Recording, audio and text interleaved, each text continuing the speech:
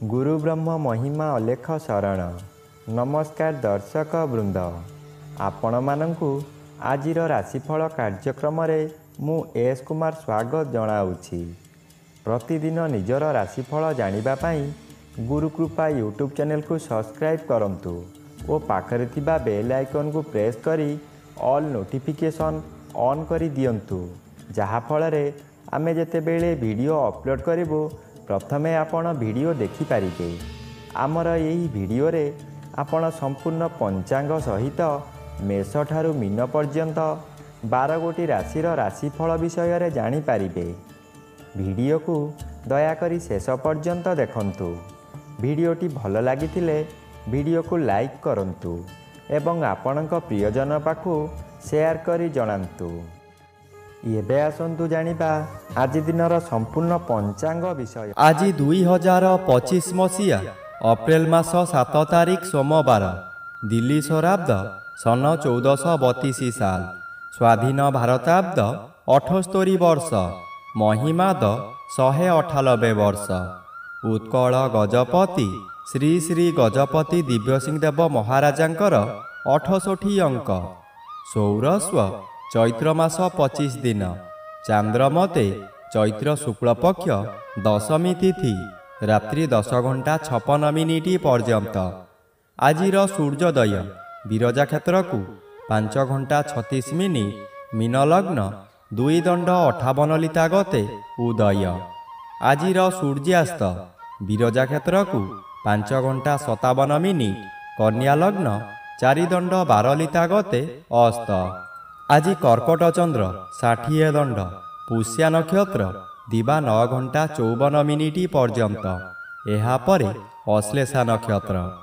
आज जन्मित शिशुर कर्कट राशि विप्रवर्ण देवगण दिवा 9 घंटा 54 मिनिट गते दानवगण। आज मृत व्यक्तिर पुष्कर दोष नाही, निषिद्ध खाद्य।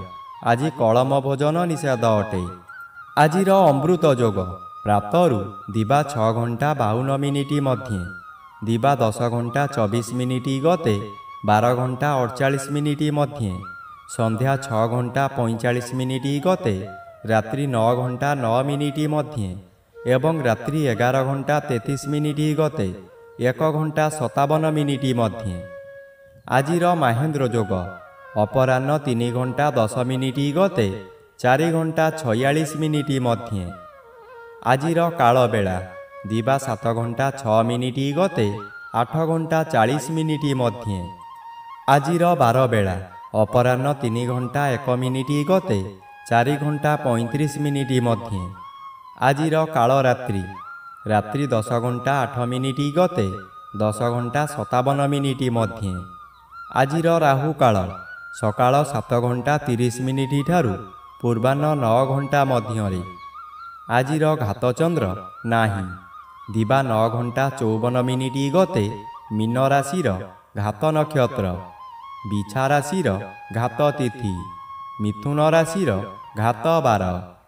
प्रिय बंधुगण, एबे आसंतु जानिबा मेष ठारू मीन पर्यंत 12 गोटी राशिर राशिफल विषय रे। राशिचक्रर प्रथम राशि मेष राशि। आज मेष राशि जन्मित व्यक्ति मानक सकाशे चतुर्थ चंद्र अशुभ और द्वादश रवि अशुभ फल प्रदान करिवे। आपण काहारी प्ररोचनारे पड़ी बहुत स्थान को भ्रमण करने जिबे। आपणकर संचित धनमान अजथारे खर्च करिवे। चतुर्थ गृह विद्यागृह और मातृगृह होइथिबारु विद्यार्थी माने विद्या पठन रे दुर्बल रहिबे। मातांकर शरीर असुस्थ रहिबो, थंडा काश आदि लागि रहिबो। आपणकर दुख परे दुख माड़ी आसीबो। एबे आसंतु जानिबा राशिचक्रर द्वितीय राशि वृष राशि विषय रे। आज वृष राशि जन्मित व्यक्ति मानक सकाशे तृतीय स्थान रे चंद्र गोचर करूछंती, शुभ फल मिलिबो। तृतीय चंद्र बलवान चंद्र। आपणकर स्वास्थ्य रे उन्नति घटिबो। पूर्वरु थिबा रोगमान अपसरी जीव, शरीरर तेज वृद्धि हेबो।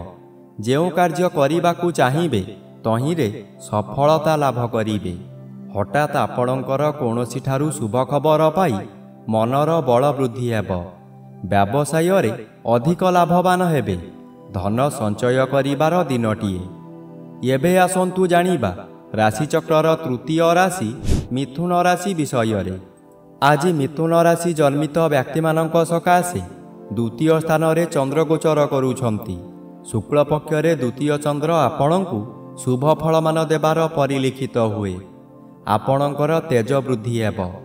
ଆପଣଙ୍କ ଚାହାଣୀରେ ଶତ୍ରୁମାନଙ୍କୁ ମିତ୍ର କରି ଆପଣଙ୍କ କାର୍ଯ୍ୟରେ ଲଗାଇବେ।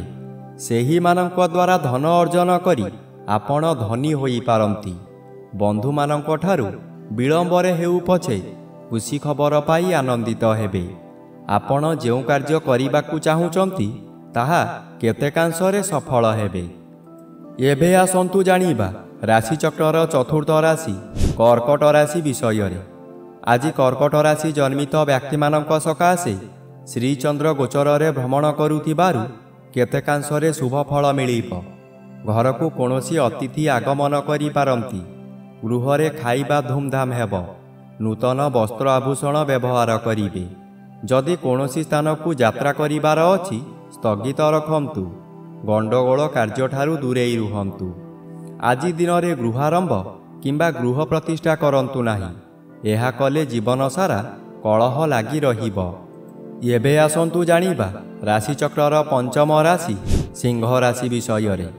ଆଜି ସିଂହ ରାଶି ଜନ୍ମିତ ବ୍ୟକ୍ତିମାନଙ୍କ ସକାଶେ ଦ୍ୱାଦଶ ସ୍ଥାନରେ ଚନ୍ଦ୍ର ଗୋଚର କରୁଛନ୍ତି।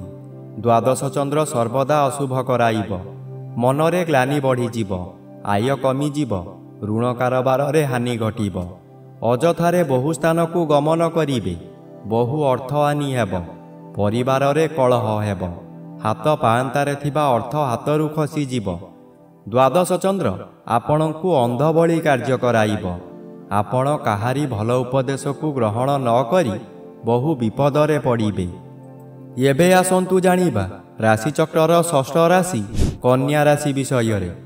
ଆଜି କନ୍ୟା ରାଶି ଜନ୍ମିତ ବ୍ୟକ୍ତିମାନଙ୍କ ସକାଶେ ଏକାଦଶ ସ୍ଥାନରେ ଚନ୍ଦ୍ର ଗୋଚର କରୁଛନ୍ତି ଶୁଭ ଫଳ ପ୍ରଦାନ କରିବେ।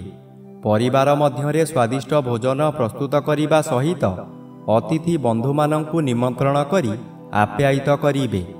ଏହି ସମୟରେ ଆପଣଙ୍କର ବ୍ୟବସାୟ ଅତି ସୁଚାରୁ ରୂପରେ ଚାଲିବ। ଭବିଷ୍ୟତ ସକାଶେ ଧନ ସଞ୍ଚୟ କରିବେ।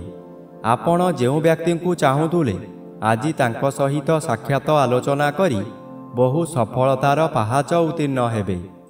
ଏବେ ଆସନ୍ତୁ ଜାଣିବା ରାଶିଚକ୍ରର ସପ୍ତମ ରାଶି ତୁଳା ରାଶି ବିଷୟରେ। ଆଜି ତୁଳା ରାଶି ଜନ୍ମିତ ବ୍ୟକ୍ତିମାନଙ୍କ ସକାଶେ ଦଶମ ଚନ୍ଦ୍ର ଶୁଭ ଓ ଷଷ୍ଠ ରବି ଶୁଭ ଫଳ ପ୍ରଦାନ କରିବେ। ଆପଣ ଆଜି ବହୁ ବଡ଼ ବଡ଼ କାମକୁ ଖୁବ୍ ସହଜରେ ପୂରଣ କରିପାରିବେ। ଉଚ୍ଚ ସମ୍ମାନର ଅଧିକାରୀ ହୋଇପାରନ୍ତି। ପୂର୍ବରୁ ଯାହା ଚାହୁଁଥିଲେ ତାହା ଆଜି ପୂରଣ କରିବାରେ ସଫଳ ହେବେ।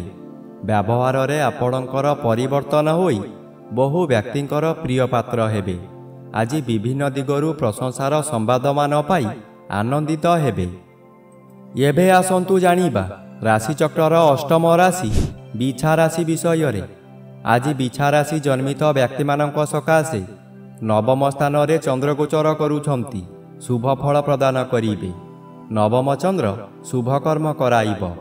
ଆପଣ ଯେଉଁ କର୍ମ ପୂର୍ବରୁ ଆରମ୍ଭ କରିଥିଲେ ସେ କାର୍ଯ୍ୟ ଏହି ସମୟରେ ପୂରଣ ହୋଇଯିବ। ପୂଜାପାଠ ଓ ଗୁରୁ ଭକ୍ତିରେ ମନୋନିବେଶ କରିବେ। କୌଣସି ଅନୁଷ୍ଠାନରେ ବହୁ ଆର୍ଥିକ ସାହାଯ୍ୟ କରିପାରନ୍ତି। ବିଭିନ୍ନ ମହଲରୁ ପ୍ରଶଂସା ମିଳିବ। ପରିବାରର ଗୁରୁଜନମାନେ ଆଶୀର୍ବାଦ କରିବେ। ଦୈବୀ କୃପା ଠିକ୍ ସମୟରେ ମିଳିବ।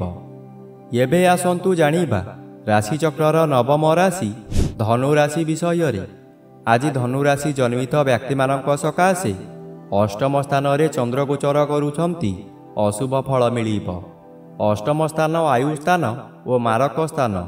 ଚନ୍ଦ୍ର ଏପରି ଏକ ଗ୍ରହ ମୃତ୍ୟୁକୁ ମଧ୍ୟ ମାରିପାରେ। ଚନ୍ଦ୍ର ଅଷ୍ଟମରେ ଭ୍ରମଣ କରୁଥିବା ସମୟରେ ବହୁ ଦୁର୍ଘଟଣା ମଧ୍ୟ ଘଟାଇପାରେ। ତାହା ମାନସିକ ହେଉ କିମ୍ବା ଶାରୀରିକ। ନିଜକୁ ସତର୍କ ନ ରହିଲେ ନିଜ ଗୋଡ଼ରେ ନିଜେ କୁରାଢ଼ି ମାରିବା ସଦୃଶ୍ୟ ହେବ। ଏଣୁ ମନକୁ ଶାନ୍ତ ରଖନ୍ତୁ। ବ୍ୟବହାର ଠିକ୍ ରଖନ୍ତୁ। ଏବେ ଆସନ୍ତୁ ଜାଣିବା ରାଶିଚକ୍ରର ଦଶମ ରାଶି ମକର ରାଶି ବିଷୟରେ। ଆଜି ମକର ରାଶି ଜନ୍ମିତ ବ୍ୟକ୍ତିମାନଙ୍କ ସକାଶେ ସପ୍ତମ ଚନ୍ଦ୍ର ଶୁଭ ଓ ଓ ତୃତୀୟର ବି ଶୁଭ ଫଳ ପ୍ରଦାନ କରିବେ। ଆପଣଙ୍କ ପରିବାର ମଧ୍ୟରେ ହସ ଖୁସିର ଉତ୍ତମ ବାତାବରଣ ଆସିବ। ଏହି ସମୟରେ ଆପଣଙ୍କ ଜନ୍ମସ୍ଥାନଠାରୁ ଦୂରରୁ ଖୁସି ଖବର ମିଳିବ। ଆୟ ବୃଦ୍ଧି ହେବ। ସ୍ୱାମୀ କିମ୍ବା ସ୍ତ୍ରୀ ଜଣେ ଅନ୍ୟ ଜଣଙ୍କୁ ନିବିଡ଼ ଭାବରେ ଭଲ ପାଇବେ। ଯାହା ବ୍ୟବସାୟ କରୁଛନ୍ତି ତହିଁରେ ଆଶାଠାରୁ ଅଧିକ ଆୟ ହେବ। ଭବିଷ୍ୟତ ସକାଶେ ସଞ୍ଚୟ ହେବ। ଏବେ ଆସନ୍ତୁ ଜାଣିବା ରାଶିଚକ୍ରର ଏକାଦଶ ରାଶି କୁମ୍ଭ ରାଶି ବିଷୟରେ। ଆଜି କୁମ୍ଭ ରାଶି ଜନ୍ମିତ ବ୍ୟକ୍ତିମାନଙ୍କ ସକାଶେ ଷଷ୍ଠ ସ୍ଥାନରେ ଚନ୍ଦ୍ର ଗୋଚର କରୁଛନ୍ତି ଶୁଭ ଫଳ ପ୍ରଦାନ କରିବେ। ଷଷ୍ଠ ଚନ୍ଦ୍ର ବଳବାନ ଚନ୍ଦ୍ର। ଆପଣଙ୍କ ପରିବାର ମଧ୍ୟରେ ଖାଲି ଆନନ୍ଦ ହିଁ ଆନନ୍ଦ ମିଳିବ।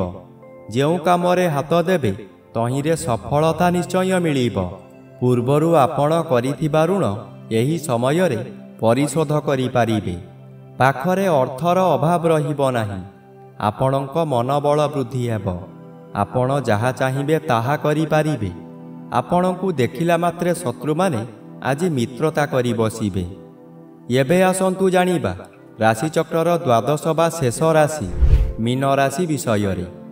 ଆଜି ମୀନ ରାଶି ଜନ୍ମିତ ବ୍ୟକ୍ତିମାନଙ୍କ ସକାଶେ ପଞ୍ଚମ ସ୍ଥାନରେ ଚନ୍ଦ୍ରଗୋଚର କରୁଛନ୍ତି। ଶୁକ୍ଳପକ୍ଷ ହେତୁ ଶୁଭ ଫଳ ପ୍ରଦାନ କରିବେ। ଆପଣଙ୍କର ସ୍ୱାସ୍ଥ୍ୟ ଉତ୍ତମ ରହିବ। ପୂର୍ବରୁ ଯେଉଁମାନେ ହଇରାଣ ହରକତ କରୁଥିଲେ ଏବେ ଆପଣ ଶାନ୍ତିରେ ରହିପାରିବେ। ପଞ୍ଚମ ଗୃହ ଜ୍ଞାନ ଗୃହ ହୋଇଥିବାରୁ ଆପଣଙ୍କର ବିଭିନ୍ନ ଜ୍ଞାନ ବୃଦ୍ଧି ହେବ। ଆପଣଙ୍କ ଉପସ୍ଥିତ ଜ୍ଞାନ ବଳରେ ବହୁ ବଡ଼ ବଡ଼ ବିପଦରୁ ଆପଣ ମୁକୁଳି ଯିବେ। ଆଜି ଆପଣ ବହୁ କାମରେ ହାତ ଦେଇ ସଫଳ ହେବେ। ଆପଣ ଆଜି ଶୁଭ କର୍ମମାନ କରିବେ।